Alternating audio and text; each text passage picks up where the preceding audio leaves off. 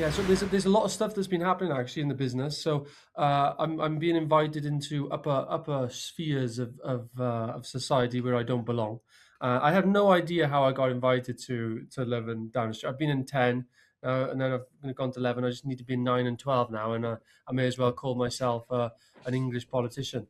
But yeah, I basically was invited by the Chancellor's secretary. I know that sounds probably more fancy than it actually is. It's obviously a routine thing they do. But I don't know how they got my name, probably because I've been at number 10 before or something. And it was a round table with the Chancellor, and it was only about 8 of us around the room. And I was the only SME there. Everybody around me was much larger organizations, national, global. And literally, I was sat here, and right opposite me on a very small table was the Chancellor. So I managed to, have a good conversation. And basically, the purpose of the meeting was to talk about what can the government do to encourage growth. And they were talking all from a kind of a larger perspective. And I was flying the flag of SMEs. And I was also saying in terms of the house building sector that it's all well and good with these planning reforms that England have done. Wales haven't followed suit, even though we are Labour as well. But what they've not done on the back of it is they've not really, in my opinion, provided adequate support at all. I said, completely overlooked the construction sector. The funding appetite for construction is absolutely abysmal. It's to the floor. There's no support there. It's incredibly tough. It's the riskiest sector in the UK. It has the highest insolvencies in the UK.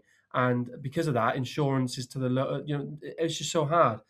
There's no support in the policies for the construction sector. So you can bring in planning reform, but if you don't have the delivery, the right infrastructure behind for delivery, then you're not going to get value for money. Viability is going to be through the roof. There's not that many providers around. Everyone's pricing in extra risk. And that's what I was trying to say. So I said, Chancellor, if you leave this meeting with one thing from all these recommendations, I recommend you really look at the construction sector and put some support behind it, because without it, you're never going to meet your policies. Amen. Amen, sister. Well done. They do need to focus on planning as well, in tangent. Yeah, you need both. You need both. Yeah. It's a bit like if all 4 of us were stranded on a desert island, not all of us are going to go fishing. Someone's got to stay back and build the camp. Someone's got to light the fire. Yeah, light the fire. Someone's got to go and see if they can hunt turkey inland.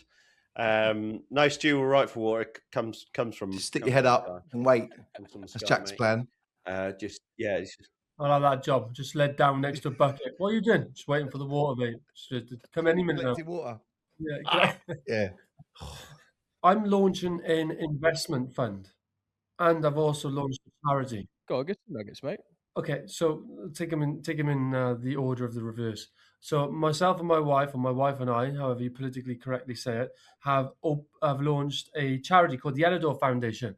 I think I mentioned it before, but it's now officially launched. It's registered charity, which is cool. I'll be doing a post on it soon, and I'll also be putting like a different donation funding sort of options out, but more, it really is going to be funded through my own business ventures, but it's going to be open to the public and to fellow business owners of my network, because obviously it's tax deductible and it will help a great cause close to my heart. So what it focuses on is providing investment, high impact investment for modest sums, like grassroots and stuff like that, for the next generation of children in enterprise and entrepreneurial skills and leadership skills that are lacking, across schools and also clubs.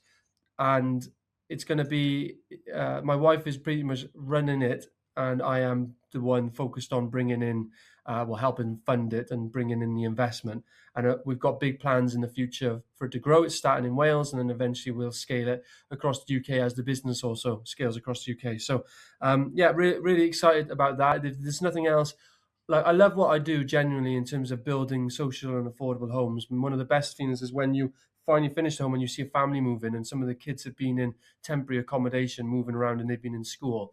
And the other thing that I really want to do, which obviously this now fills, it'll be a fulfilling thing if I can succeed in it, is genuinely make a difference in children's lives in like I said, enterprise and stuff like that, to help them hopefully, not giving the answer, but give them the kind of the seedling. That's really what I want to try to do, is give these guys a seedling that things are possible, because the school system doesn't teach it.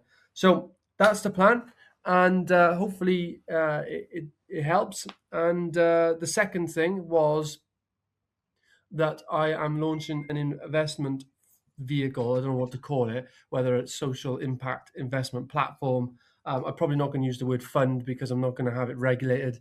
So it's going to be an unregulated investment platform. It's currently in the works now. And but yeah, it's quite exciting. Decided that we just have too many projects. We have too many opportunities. We're scaling across West Midlands. We're scaling across Southwest. I've built a team. Leads are coming in of decent sizes, and I just need to be working with more like-minded individuals who want to make a social impact, positive social impact, and help us build at scale. So all exciting stuff.